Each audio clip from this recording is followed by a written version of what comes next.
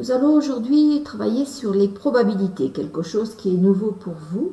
Donc pour cela, vous allez prendre dans votre porte-vue page 32 et nous allons écrire le cours, puis ensuite nous ferons quelques exercices. Bien sûr, à travers le cours, vous aurez des exercices pour bien comprendre la notion de probabilité.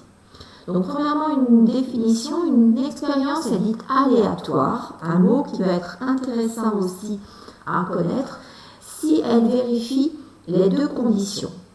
Elle conduit à des résultats qu'on appelle des issues possibles qu'on est parfaitement capable de nommer. Et on ne sait pas lequel de ces résultats va se produire quand on réalise l'expérience. Donc quelques exemples. Si on a ces expériences, premièrement, on lance un dé à 6 faces et on regarde le numéro qui sort. Peut-on savoir automatiquement quel est le numéro qui va sortir ? Et est-ce que ce sera en fait un côté hasard qui interviendra? Bien oui, puisque quand on lance un dé à 6 faces, on ne sait pas du tout quel numéro il va sortir. Donc c'est quelque chose qui n'est pas qui est prévisible, mais on ne sait pas, on ne connaît pas le résultat. Deuxième expérience, on lance une pièce de monnaie et on regarde sur quelle face elle tombe. On aura plusieurs possibilités. Donc là encore, il y a le côté expérience aléatoire, c'est-à-dire qu'on ne sait pas le résultat que l'on va obtenir. On trace un carré de 5 cm de côté et on cherche son périmètre.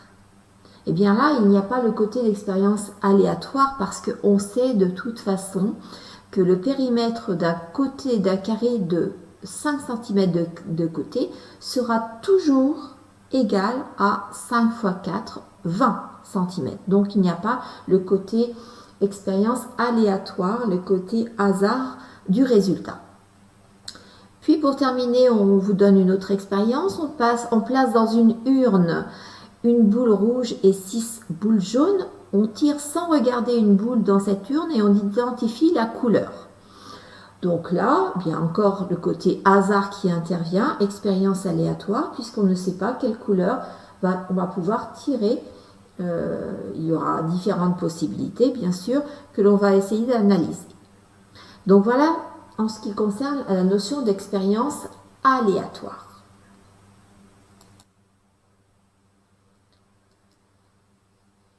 On va définir là aussi ce qu'on appelle un événement. À partir d'une expérience aléatoire, on peut définir ce qu'on appelle des événements qui sont des ensembles des résultats. Alors, pour être plus clair, on va prendre des événements qui correspondent aux expériences que l'on a vues précédemment. Par exemple, pour l'expérience A, où on devait lancer un dé à 6 faces et on regardait le numéro qui sortait. On aurait pu dire quelle est la probabilité d'obtenir, par exemple, le chiffre 2.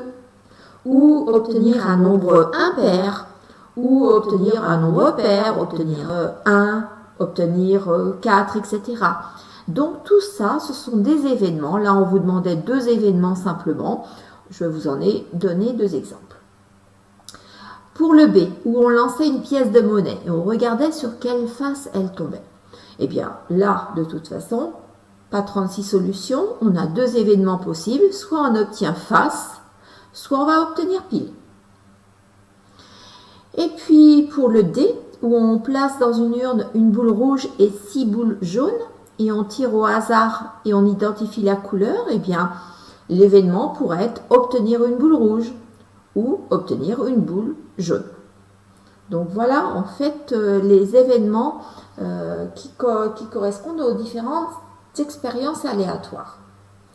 On va passer à d'autres définitions aussi de ces différents événements.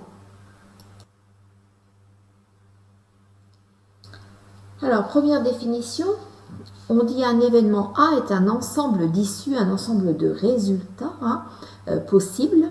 On dit qu'il est réalisé lorsque le résultat de l'expérience est l'une des issues qu'il compose. On parle aussi d'événements certains, c'est-à-dire qu'il est toujours réalisé. Il contient toutes les issues. On peut parler aussi d'événements impossibles qui n'est jamais réalisé, il ne contient aucune issue. On parle d'événements contraires de l'événement A, que l'on note A avec une petite barre au-dessus, qui est l'événement qui se réalise quand A ne se réalise pas. On va prendre tout ça des exemples pour que vous compreniez tout à l'heure. Et deux événements sont incompatibles lorsqu'ils ne peuvent pas être réalisés en même temps. Donc on va prendre différents exemples. Alors page 33, un exemple, on dispose d'une urne qui contient 6 boules indiscernables au toucher. Alors ça veut dire qu'elles sont vraiment toutes identiques. C'est un petit peu comme quand on a le tirage au loto, il n'y a aucune aspérité, elles ont toutes le même poids, hein, elles sont identiques. La seule chose qui peut changer, c'est ce sont les numéros ou les couleurs. Là, ici, nous avons 2 rouges, 3 vertes et une jaune.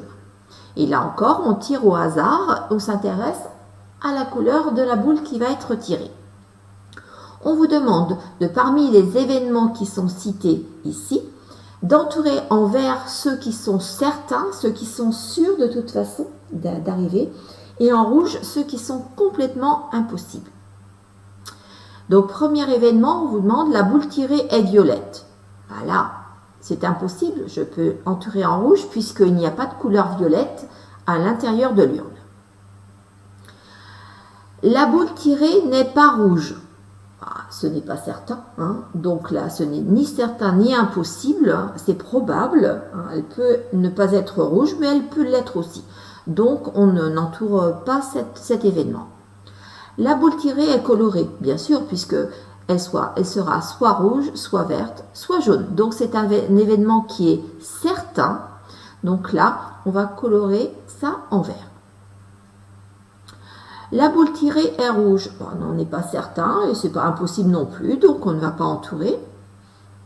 La boule tirée est jaune et verte. Alors là, c'est impossible puisqu'elles sont soit rouges, soit jaunes, soit vertes. Elles ne peuvent pas avoir les deux couleurs en même temps. Donc on met en événement impossible. La boule tirée est jaune ou verte. Bah, ça, c'est pas sûr, là non plus, hein. Ça peut être jaune ou verte, ça peut être aussi une rouge, donc ce n'est ni certain, hein, ni impossible. Et puis, le dernier événement, la boule tirée est rouge, jaune ou verte. Bien sûr, ce sont les 3 couleurs qui sont présentes dans l'urne, donc ça, c'est un événement qui est certain. La boule tirée sera l'une de ces 3 couleurs. Ensuite, on vous demande l'événement contraire de F. F, c'était, on regarde, la boule tirée n'est pas rouge. Eh bien, l'événement contraire de F, ce serait la boule est rouge, c'est-à-dire la boule tirée est rouge. C'est l'inverse, c'est le contraire de l'événement. Donc, ce serait le H. Et puis, 2 événements complètement incompatibles, qui ne peuvent pas se faire en même temps. Alors, je vous ai mis par exemple le H et le J, c'est-à-dire la boule tirée est rouge. Si elle est rouge, elle ne peut pas être jaune ou verte. Donc, ils sont bien incompatibles. Ou encore, la boule tirée n'est pas rouge. Donc, si elle n'est pas rouge, c'est le F. Et le H, où la boule tirée est rouge. Donc, voilà pour définir quelques exemples d'événements certains, impossibles, contraires ou incompatibles.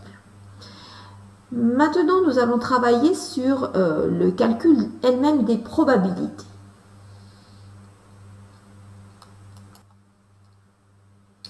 Donc, calcul d'une probabilité, probabilité d'un événement. Là aussi, une définition qui est intéressante, on la réexpliquera. Lorsqu'on répète une expérience aléatoire un très grand nombre de fois, la fréquence de réalisation d'un événement se rapproche d'une fréquence théorique appelée probabilité de l'événement A et notée P, parenthèse A, qu'on dira P de A. Lorsque les issues d'une expérience aléatoire ont toutes la même probabilité, alors la probabilité d'un événement est égale au quotient nombre d'issues favorables à l'événement sur nombre d'issues totales. Alors là encore, c'est un petit peu compliqué. On va prendre un exemple, l'exemple 1 avec les cartes à jouer. Et ça, c'est quelque chose qui est facilement réalisable aussi par vous. On en reparlera tout à l'heure. On dispose de 5 cartes, 2 cartes rouges, carreau ou cœur, on appelle la couleur carreau ou cœur la couleur rouge ici, et 3 cartes noires, trèfle ou pique. On tire au hasard une carte et on s'intéresse à la couleur de la carte tirée. Il y a en tout 5 cartes, c'est-à-dire ici 5. Et quelle est la probabilité d'avoir une carte rouge? Eh bien, on aura 2 cartes rouges ici. Donc, on aura 2 chances, on appelle, sur 5. La probabilité d'avoir une carte rouge sera de 5e. 2 cartes sur 5 cartes au total. Et d'avoir une carte noire, ce sera 3 chances sur 5. 3 cinquièmes. Alors, je reviens sur cette définition que j'ai donnée tout à l'heure. Comme nous ne sommes pas en cours, nous n'allons pas pouvoir refaire cette expérience, mais nous aurions pu le faire en classe, mais vous pouvez le faire aussi chez vous. C'est-à-dire que vous pouvez prendre un jeu de cartes de, peu importe, 32 cartes, etc. Vous allez prendre 2 cartes rouges, 3 cartes noires, et puis vous allez tirer un certain nombre de fois une carte et noter la couleur de votre carte. Ce qui serait intéressant, c'est de renouveler cette expérience peut-être une 60aine de fois pour que ça soit assez intéressant pour vous. Normalement, en classe, on fait des groupes de 2 et on fait 12 groupes, voire 13 groupes de 2, ce qui fait à peu près 26, oui, 13 groupes de 2, et on fait 13 fois 60 tirages, ce qui nous donne un nombre de tirages très important, donc on peut plus analyser les résultats.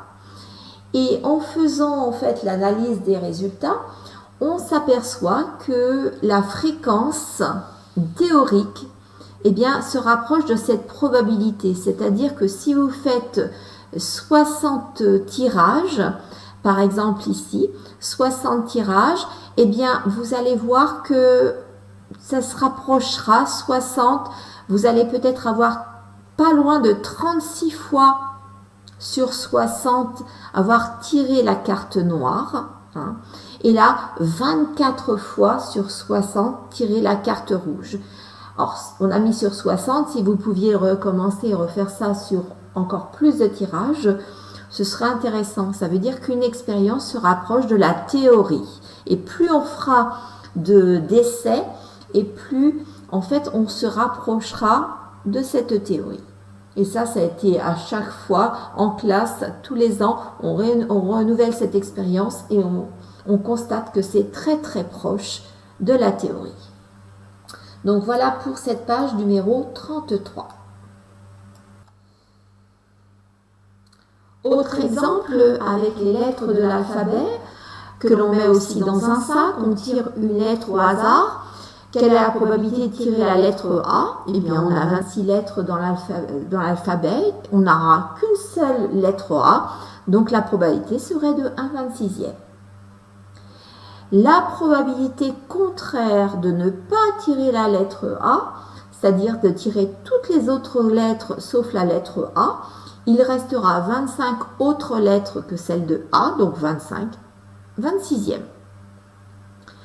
Quelle est la probabilité de tirer une voyelle? Eh bien, il y a 6 voyelles dans notre alphabet, donc 6 sur 26, que l'on peut traduire en une fraction plus simplifiée. Puis, quelle est la probabilité de tirer une consonne? Il nous reste 20 consonnes une fois les voyelles enlevées, ce qui nous fera 20 sur 26 ou 10 sur 13. Donc voici des exemples de probabilité très faciles à réaliser et chez vous si vous le voulez. Alors on peut constater différentes choses, quelques propriétés en ce qui concerne les probabilités. On s'aperçoit que la somme des probabilités de toutes les issues d'une expérience est toujours égale à 1. Ça veut dire que si, par exemple, vous reprends précédemment, si vous additionnez la probabilité de tirer une voyelle et une consonne, 6/26e plus 20/26e, cela ferait 26/26e, ce serait égal à 1. De même, en fait, entre la probabilité d'un événement et de son événement contraire. 1 26e plus 25 26e, ça fait 26 26e. La probabilité d'un événement certain est 1, c'est-à-dire que si on avait mis par exemple, quelle est la probabilité de tirer une lettre sans préciser, bien, comme ce ne sont que des lettres, on ferait 26 sur 26. Celle d'un événement impossible est 0. Si pour celui-ci, on avait mis quelle est la probabilité de tirer le chiffre 2, eh bien, puisqu'il n'y a pas de chiffre, il n'y avait que des lettres, on mettrait 0 sur 26. La probabilité d'un événement A est un nombre compris entre 0 et 1, c'est-à-dire qu'on a toujours le numérateur qui sera plus petit que le dénominateur à chaque fois. On dira une chance sur, deux chances sur, etc. La probabilité de l'événement A bar, contraire de A, est P de A bar égale 1 moins P de A. C'est ce que nous avons constaté. Par exemple, ici, eh bien, vous aviez 25 26e. Eh bien, vous apercevez que cet événement, c'est 1 moins 1 26e. 1 moins 1 26e, 26 26e moins 1 26e, ça fait bien 25 26e. Et quelque chose qui est aussi très important dans le calcul de probabilité, si deux événements A et B sont incompatibles, ils ne peuvent pas se faire en même temps, la probabilité que l'un des deux se réalise est la somme des deux probabilités. On va voir en fait un exemple dans ce qui va suivre. On dira que P de A ou B sera égal à P de A plus P de B. Donc on continue avec un exemple ici. On dispose là encore d'une urne qui contient 6 boules indiscernables au toucher, 2 rouges, 3 vertes, une jaune.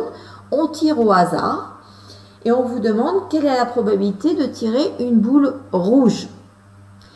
Eh bien, nous avions 2 boules rouges sur un ensemble de 6. La probabilité d'avoir une rouge, c'est 2 sixièmes ou 1 tiers. La probabilité de tirer une boule jaune, P de N, c'est-à-dire de cet événement, il y avait une jaune sur un ensemble de 6, donc 1 sixième. La probabilité de tirer une boule colorée, bien, elles sont toutes colorées de toute façon, quelle que soit la couleur, donc on va pouvoir dire que ce sera 6 chances sur 6, c'est ce qu'on appelle un événement certain. Et je reviens sur ce que l'on avait dit tout à l'heure, la probabilité d'un événement incertain est égale à 1. Donc vous avez 6 sur 6 qui va nous faire 1. Et quelle est la probabilité de tirer une boule violette? Eh bien, comme il n'y a aucune boule violette, ce sera 0 sur 6. C'est un événement qui est complètement impossible. Alors, que représente l'événement H ou N? H ou N? Eh bien, il représente tout simplement, quand on dit ou, il représente l'événement obtenir une boule rouge ou une boule jaune. La notion de ou, là encore, est importante. Ce sont en fait deux événements H et N qui sont incompatibles. Et pour calculer la probabilité d'obtenir une boule rouge ou jaune, on va faire la somme des probabilités d'obtenir une boule rouge et probabilité d'obtenir une boule jaune. Probabilité d'obtenir une boule rouge, nous l'avions calculé tout à l'heure, c'était 2 sixièmes. D'obtenir une boule jaune, nous l'avions vu aussi 1 sixième. On fait la somme des deux, 2 sixièmes plus 1 sixième, 3 sixièmes, ce qui revient à 1 demi, une chance sur 2 d'obtenir une boule rouge ou une boule jaune. Tout ça, tout dépend en fait du nombre aussi de boules que vous avez ici dans votre urne au départ. Donc voilà pour la partie page 34 qui termine notre séance d'aujourd'hui. Nous allons poursuivre avec les arbres de probabilité la prochaine fois.